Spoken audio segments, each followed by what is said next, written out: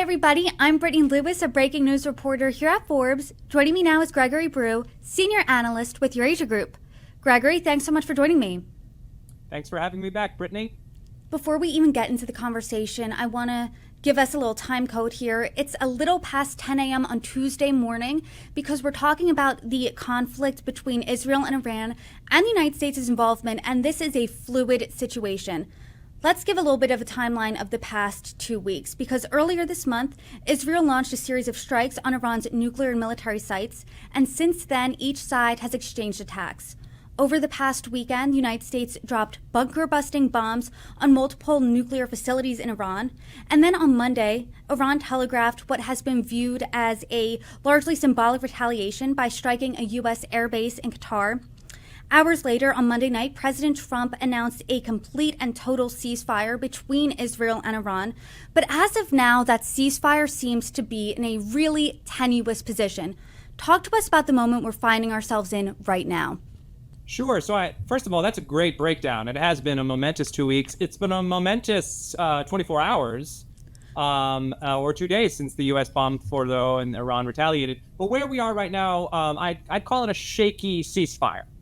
In the aftermath of Iran's mostly symbolic retaliation for the U.S. bombing of Fordo, President Trump clearly, he went into overdrive. He saw an off-ramp towards de-escalation, and he took it at full speed. He quickly organized a ceasefire between Iran and Israel, incidentally with Qatar's mediation. Iran was likely eager for a ceasefire, given how badly the war with Israel has been going. Israel, however, is something of a question mark. Trump had to intervene to get Netanyahu to call off a strike this morning on targets in Iran. Both Iran and Israel have been accusing one another of breaking the ceasefire, which as of this morning is only around 12 hours old.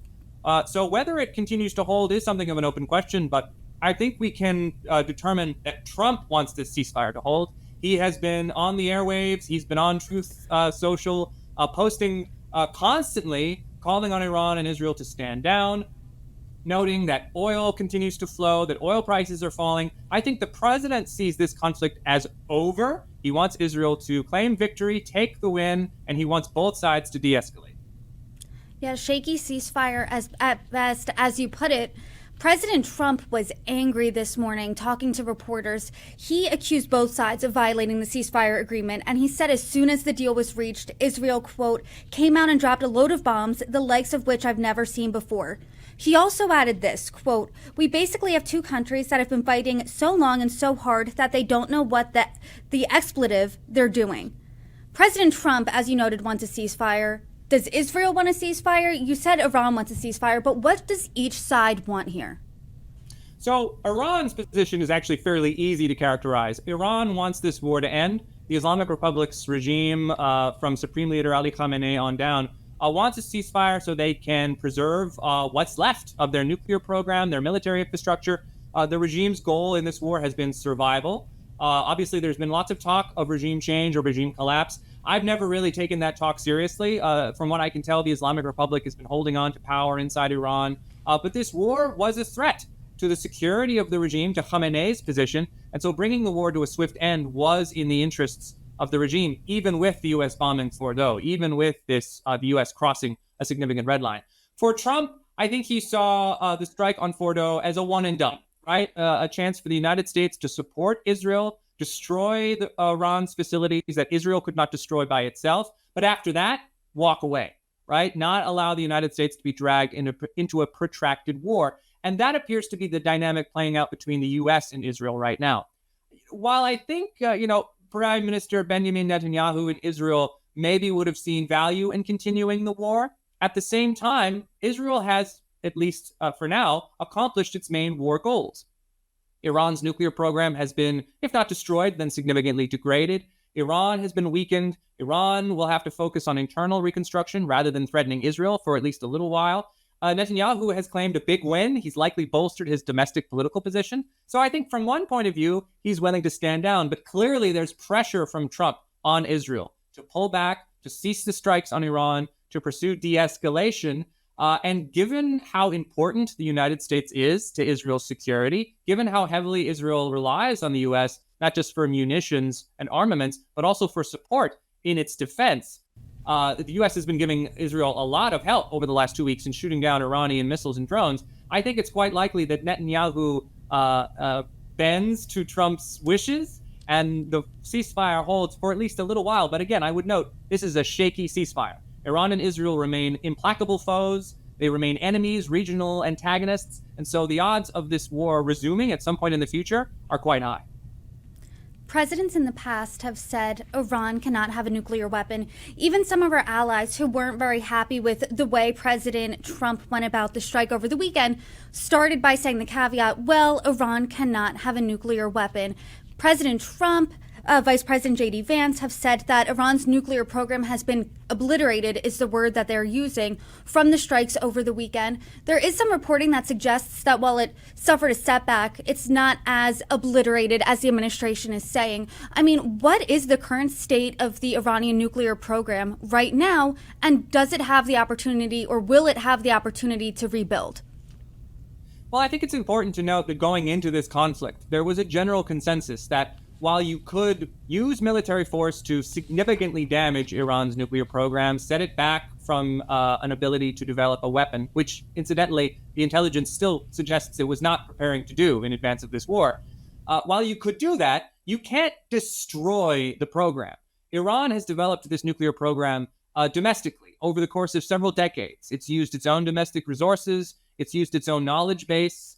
This is not something that it built with foreign help. This is something that Iran has developed internally. And so you can't really bomb away the knowledge base that exists. Iran will be able to rebuild its program. It's really just a question of how long that might take. And I should note right now, there's a lot of reports in the media. There's quite a lot of speculation over the state of Iran's nuclear stockpile, where its highly enriched uranium might be if it was not destroyed by the U.S. and Israel. What's the status of its nuclear facilities at Fordow, Natanz, and Esfahan, those facilities that were bombed by the United States? Nobody knows for sure. And I should note that the Iranians will want to keep it that way for as long as they can. They will want to obscure the extent of the damage. They will want to preserve as much of the program as they can. It's very risky to move it into secret locations right now, but they will want to preserve the program and rebuild in the months and years to come. So it is an open debate as to how much damage has really been inflicted. But even if the damage was considerable, Iran would still be in a position to rebuild. It's simply a question of how long that might take and whether the decision is made to go for a bomb. That's another big question mark, that missing more than 800 pounds of highly enriched uranium. And Vice President J.D. Vance was asked about that last night, and he kind of pivoted away from that question. But does that missing uranium, does that concern you? I mean, the big question mark is where is it, but what does this exactly mean?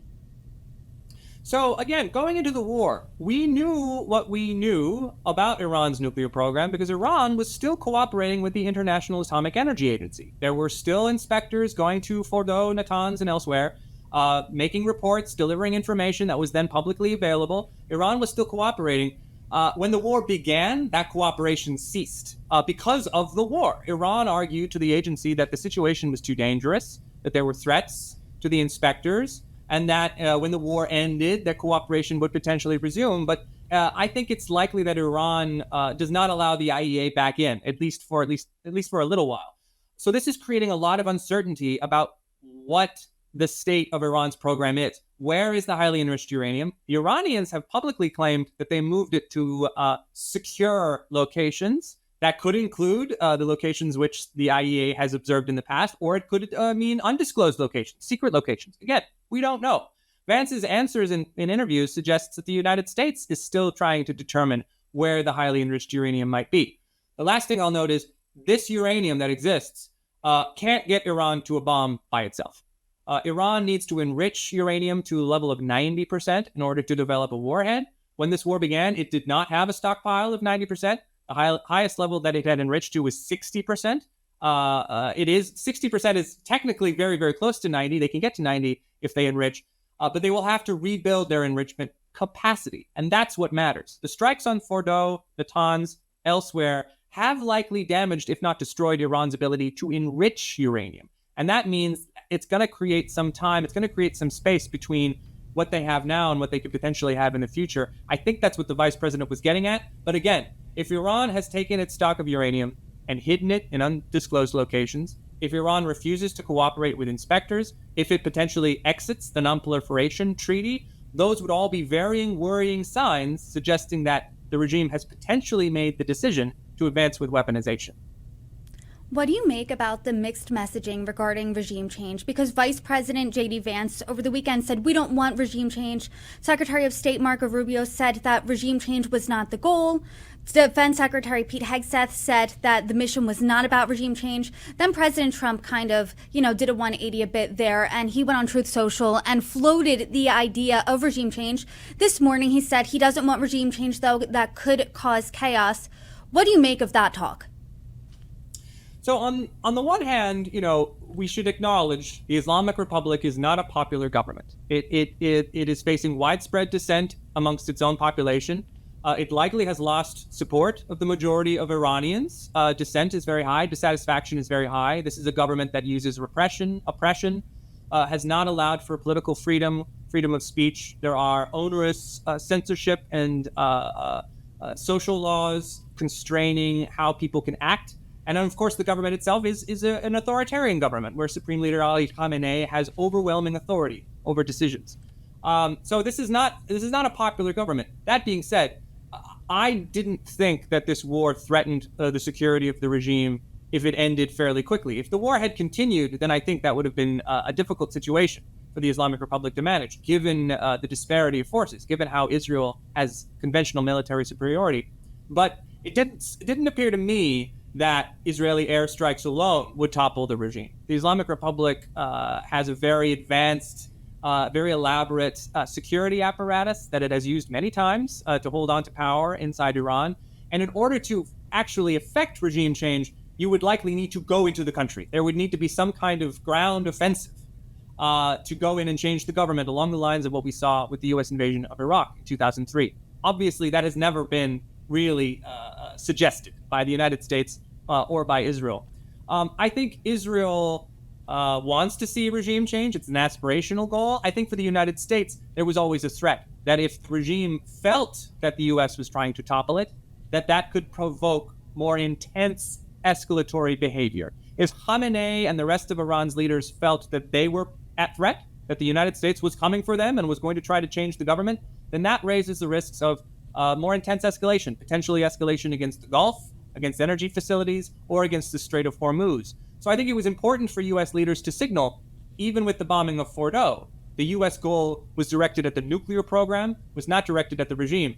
President Trump's flip-flop, I think, illustrates his own changing whims, let us say. He does tend to change his position. But I think this morning his comments were very, very clear. I think he's conscious of the escalation risks, and he's conscious that this ceasefire is shaky and that it rests to some extent on Iran feeling that its own security is not at risk. I want to talk about where we are right now in the lens from Tuesday at 10 a.m., shaky at best ceasefire. Vice President J.D. Vance, after he was given the news that the ceasefire agreement was reached, he called it a reset button that could actually produce long-term peace for the region. Do you think, based on where we are right now, that is a realistic goal? Well, I think we can come away from this war with a few takeaways, assuming that this ceasefire holds, that the fighting between Iran and Israel does not resume. I think Israel has demonstrated that it is very powerful, that it has the ability to do tremendous damage to Iran if it so chooses. Iran was not powerless. Iran, of course, did retaliate with missile and drone attacks against Israel, but the attacks were largely ineffective, at least over the course of the last 2 weeks. Had the war continued, it's possible that Iran's missiles would have done more damage. So Israel is not entirely immune, but it does have clear superiority. That superiority, however, rests on U.S. support. The U.S. is still the most important actor in the Middle East. Even though it's clear that Trump wants to back away from the region, he wants to get U.S. troops out of places like Syria. There's potentially a plan to withdraw U.S. troops from Iraq, although that's probably more long-term. The president wants to reprioritize the United States. He wants to put the Middle East to one side, in a way, and peace in the region would help with that. And peace in the region might end up being maintained to some extent by Israeli military power. However, that's a dangerous status quo, given that Israel does feel threatened by not only Iran, but also Hezbollah in Lebanon remains a threat. There is the ongoing war in Gaza that has gone without resolution, that is no closer to resolution now than it was 2 weeks ago. And there is still the concern that Gulf states, Persian Gulf states such as Saudi Arabia, will not want to normalize with Israel so long as the war in Gaza continues. So that dream of Israeli-Saudi normalization that we heard a lot about under the Biden administration that has been sort of sidelined under Trump may remain a distant one. And that is an obstacle to peace. And finally, Iran emerges from this war weakened, but it is still dominated by the Islamic Republic. It is still dominated by a regime that is anti-Zionist, anti-Western, a regime that is now going to be very conscious of its vulnerability and will want to change that. And one of the major ways it might try to change that status quo is by developing a nuclear deterrent. It's going to take some time for them to do that, given the damage that has been done to the program, but it's going to be an active issue moving forward. From that point of view, I have to take exception to the vice president's comments. This war has not resolved the issue of Iran's nuclear program. It has not resolved the threat of Iran building a nuclear weapon. If anything, it has potentially made it a more present and more immediate threat that will now need to be addressed as it was being addressed before this war through diplomacy. Right? Going back and bombing Iran again probably won't solve the long-term issue. It will need to be addressed through negotiations, and it's not something that the Trump administration can walk away from. This is going to be a live issue for the remainder of Trump's term. Well, like we've been saying throughout this conversation, it's a really fluid situation with a lot of moving parts. And as we see more developments, which will most likely be soon, I hope you come back on and break them down for us. Gregory Brew, I appreciate the conversation as always. Of course, Brittany, my pleasure.